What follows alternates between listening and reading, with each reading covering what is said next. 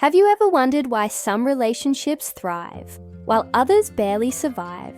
What if I told you the secret to lasting love isn't about grand gestures or fairy tale moments? It's about something much deeper. Welcome to Heart Tales, where we unravel the mysteries of love, one story at a time. Whether you're single, in a relationship, or just trying to figure it all out, you're in the right place. Grab a cozy blanket, maybe a cup of tea, and let's get started. Because here at Heart Tales, we believe every heart has a story worth telling. Don't forget to hit that like button, subscribe, and let's begin this journey together.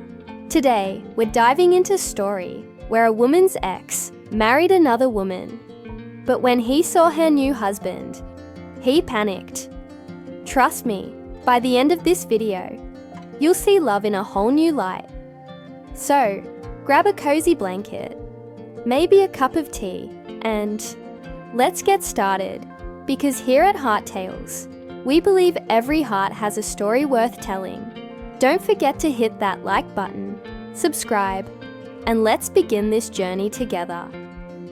He looked at me like I was nothing. 10 years had passed, and all he could see was a woman in simple clothes, standing quietly in a corner of the reunion room.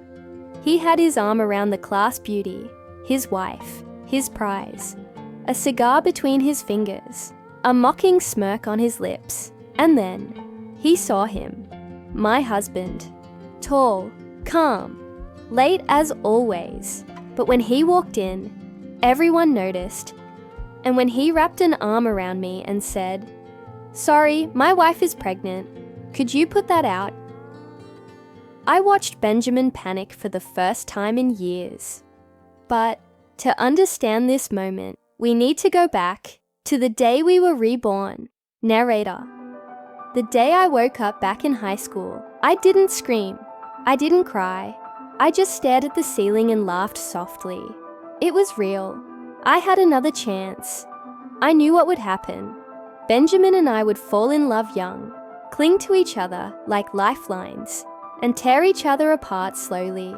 He'd leave, I'd break, he'd marry someone else. I'd live with regrets. But not this time. When we saw each other in the classroom, something passed between us. Recognition. But we both pretended not to know. It was mutual. We walked different paths, and neither of us looked back. He followed the class beauty to a big university in the city. I stayed in our hometown, where the air still smelled like childhood, and the sun still rose on familiar rooftops. And I was okay with that. Benjamin always had ambition. That I respected. Even before our first life ended, I knew he wasn't made for quiet towns or slow days. He wanted skyscrapers, flashing lights, and the admiration of thousands. So, when he followed the class beauty, Aria, to the most prestigious university in the city, no one was surprised. She was radiant, polished, perfect on the outside, and she knew how to play the part of the supportive girlfriend for a rising star. They made headlines on campus. She was the girl everyone envied. He was the boy everyone wanted to be. But me, I chose peace. I stayed home. My parents were still alive, and after the pain I endured last time, I wasn't going to take them for granted. I took care of them. I helped with their little bookstore. I painted again. I remembered what joy felt like in small, ordinary moments. People said I was wasting my potential, that I could have gone far, but they didn't know what I'd already lived through. I didn't need far, I needed right. Every now and then, I'd see glimpses of Benjamin's life through mutual friends, awards, wealth, fashionable parties, Aria on his arm, always smiling. But under her smile, I saw fear, hunger, competition, because no matter how much he gave her, it was never enough. That life wasn't love. It was a game, and I had lost interest in playing. It started on a rainy Tuesday. A man walked into my parents' bookstore, soaked from head to toe, glasses fogged, and a small cut on his brow where he'd apparently slipped outside. He didn't look like the others. No swagger, no arrogance, just quiet frustration and a soft sorry for dripping on the floor. That was how I met Adrian. At first, I thought he was just passing through, but he kept coming back, asking for obscure books, leaving with second-hand novels and coffee-stained conversations.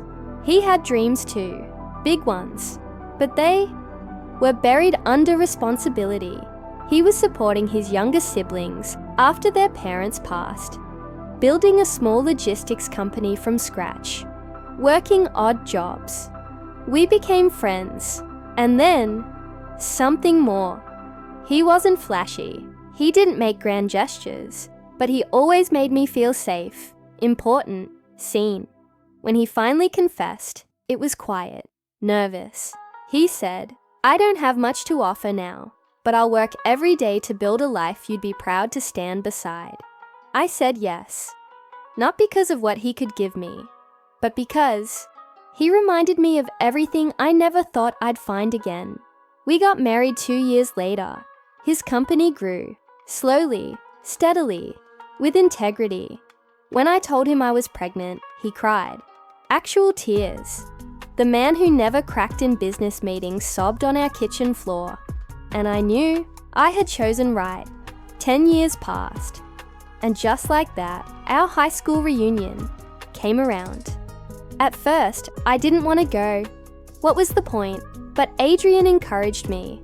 "Let them see the woman you've become," he said. "You don't need their validation, but it doesn't hurt to remind them who you are." So I went, alone at first. I walked into the hall wearing a simple flowing dress. Nothing designer, no diamonds, just me. And somehow, all eyes turned anyway. I saw Benjamin before he saw me. He was holding Aria by the waist, a cigar in his free hand. His laugh echoed across the room. They still looked perfect, glossy, shiny, like a magazine cover. When he spotted me, his smirk spread like old fire. "Is this what you've become after 10 years?" he asked, loud enough for others to hear. I didn't flinch.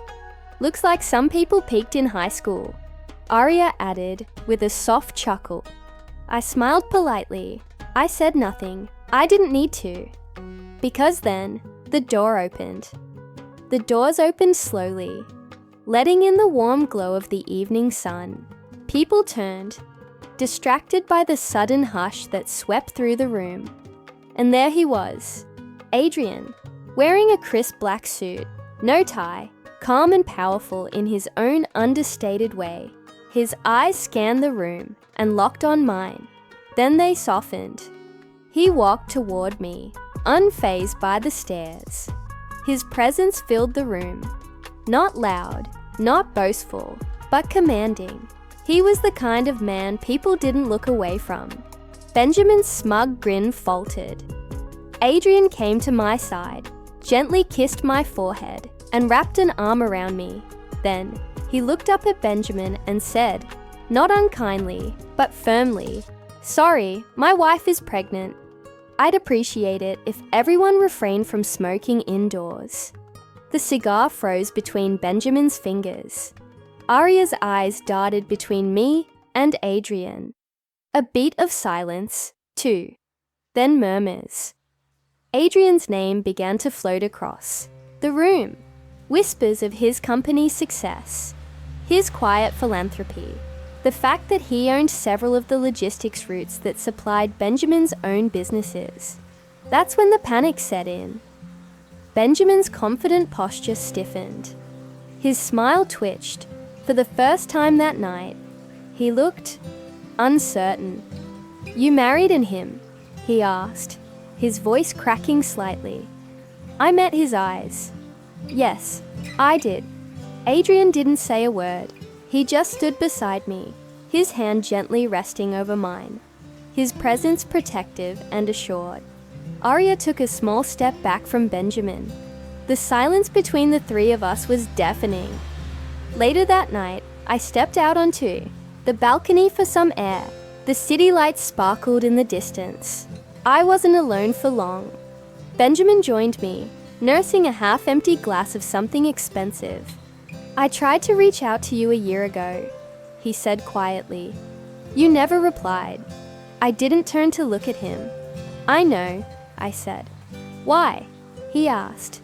"Because I knew it wasn't about me. It was about what you lost. And by the time you realized it, I'd already found something better." He didn't argue. He just stood there, finally quiet. "You always deserved more," he said, after a long silence. I smiled faintly. "No, I just stopped settling for less." Behind us, I heard Adrian's footsteps approach. Without needing to say a word, Benjamin stepped away. Adrian stood beside me, gently taking my hand. "You okay?" he asked. "More than okay." After Rebirth, I didn't seek revenge. I didn't chase validation. I didn't try to make anyone regret leaving me. I just chose better. A better life, a better love, a better version of myself. Sometimes karma isn't loud. Sometimes it walks in wearing a suit, kisses your forehead, and reminds the world that you never needed to win anyone back. Because the real prize was never behind you. Benjamin. He went back to his city, back to his wife, but I noticed something different in his eyes. He finally understood that I hadn't lost. He had. And for the first time in both our lives, I felt peace. I wasn't just reborn into a second chance. I was reborn into the life I truly deserved. I wasn't reborn to get revenge. I was reborn to live. To find love that didn't need to be earned through pain. To heal, to grow, and when my ex saw me with my husband, he panicked. Not because I tried to make him jealous, but because he realized too late that I was never his to lose, and I never needed him to win. Thanks for watching. Hoped you liked it. Before leaving, please hit the subscribe button, comment your thought, and share with your nearest and dearest one. See you in the next one. Until to the next one, spread love.